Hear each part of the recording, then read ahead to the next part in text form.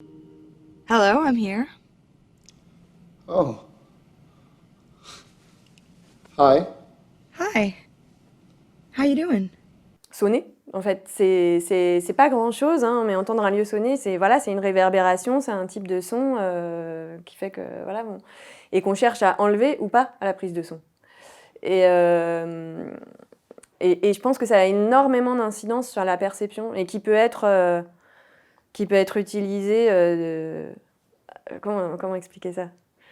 Dans le cas de Brigitte Fontaine, je trouve ça super, et dans le cas de plein de voix qui du coup vont utiliser ce truc avec le micro et de pouvoir aussi chuchoter, faire des choses, utiliser des tons qu'on n'utiliserait pas sinon, qui sont vraiment adaptés à cette technique-là. Et il y a aussi un côté où, à mon sens,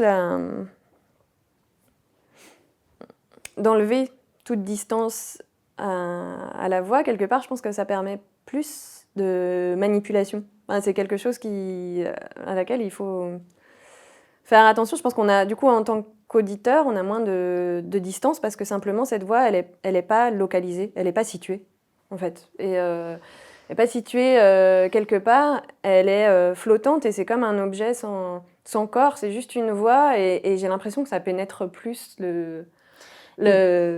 Ça veut dire que ça- on pourrait appliquer ce raisonnement-là, par exemple, aux interviews des hommes politiques, Ouais.